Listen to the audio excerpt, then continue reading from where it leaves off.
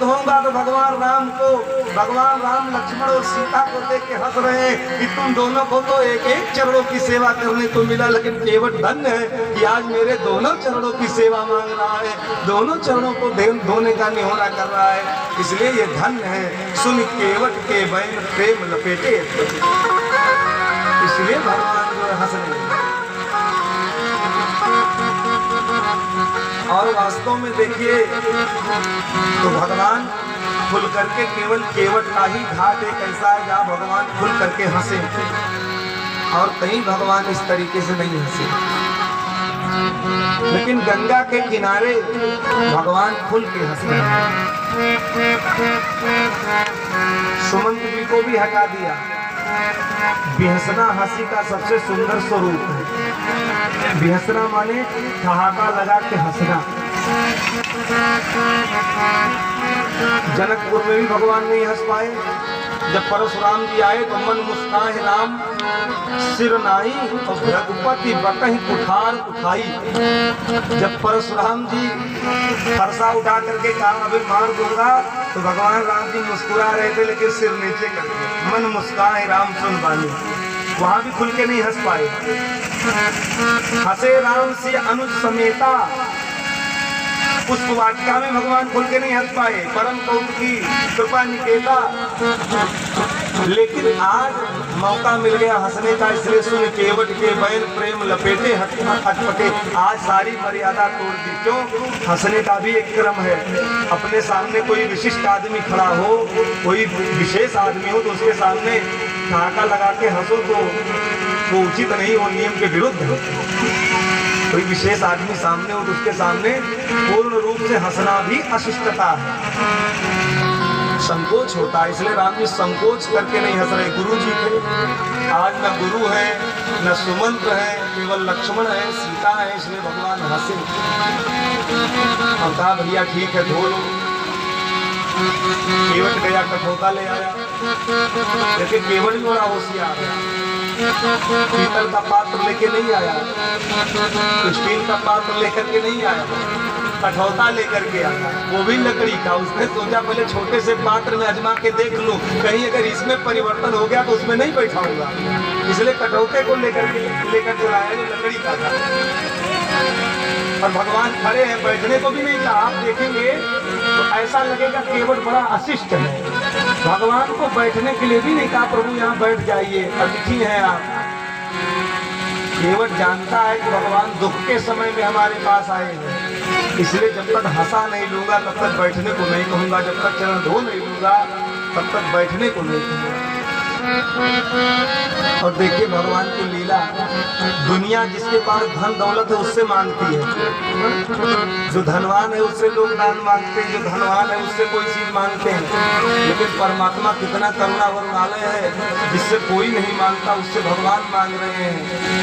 केवट से मांगी नाव न केवट आना। केवट से कहते हैं भैया आपको नाव पर बिठा लो। और केवट निम्न जाति का है, भगवान उससे अपने चरणों को धुलवा रहे हैं। यानी भगवान संपूर्ण जीव के ऊपर कृपा करते हैं, मात्र पर कृपा करते हैं, ताकि संसार के लोग मिलते हैं भगवान केवल बड़े लोगों को ही मिलते हैं, बड़े कास्ट वालों को ही मिलते हैं, बड़े के ऊपर ही भगवान ने कृपा की। भगवान भिलनी के जूठे पैर को खाए शबरी के, केवट का चरण धुलवाए, फूल बेलों के साथ में गले लगा के मिले। भगवान ने संसार में शिक्षा दी कि हमारे लिए सारे मनुष्य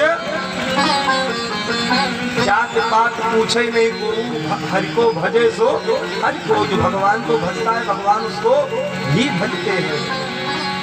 गीता में भगवान कहते हैं ना, जो मुझको जिस प्रकार भजता है मैं भी उसको उसी प्रकार भजता हूँ। तो केवट से कहते हैं ठीक है भैया ले आओ धो लो। केवट लेकर आया, भगवान के दाहिने पैर को कठौते में रख दिया, धोने लगा। 10 मिनट 15 मिनट 20 मिनट आधे घंटे तक एक ही पैर धोता रहा। उठा करके मलमल के धो रहा है, कहीं एक भी रजियत बाकी रह गया तो मेरी नौका जो है स्त्री बन जाएगी, डर रहा है। राम जी देखने लगे, गुस्सा हो गए कि इतने देर से एक ही पैर को धो रहे हो, और उठा करके पैर को नीचे रख दिया जमीन। केवट ने कहा प्रभु मैं जान गया, अभी तक तो समझता था कि आपके पैरों में ही खराबी है, लेकिन तो आप में भी खराबी, आप मेरा जीवन ही नष्ट करना चाहते हैं। मैं तो समझता था केवल पैरों में आपके दिक्कत है, उसमें केवल शक्ति है, लेकिन आपको स्वभाव से भी वैसे लगने लगा है, आप मेरा पूरा जीवन बेकार करना चाहते हैं। भगवान ने कहा क्या करें, एक ही पैर धो रहे हो इतने देर से, एक ही पैर पर खड़ा हूँ, थक गया हूँ, पैर दुख रहा है, तुमने एक बार भी नहीं कहा कि बैठ जाओ, आसन भी नहीं देते। तो केवट कहता है प्रभु अगर थक गए हो तो बताना चाहिए, ये मेरा सिर है, इस पे हाथ रख दो। भगवान ने जैसे अपने हाथों के उसके ऊपर रखा, तैसे बरस सुमन सुर सकल सिहाही, और यही सम पुण्य पुंज को नाही। तो भगवान ने जैसे उसके ऊपर हाथ रखा, देवता पुष्प की वर्षा करने लगे कि धन्य है केवट, चरण भी धो रहा है और भगवान अपने हाथ को भी उसके मस्तक के ऊपर रख दिए। इससे बड़ा दुर्भाग्य संसार में कोई नहीं है। गंगा भी सोच रही है कि मेरा भी सौभाग्य उदय हो गया।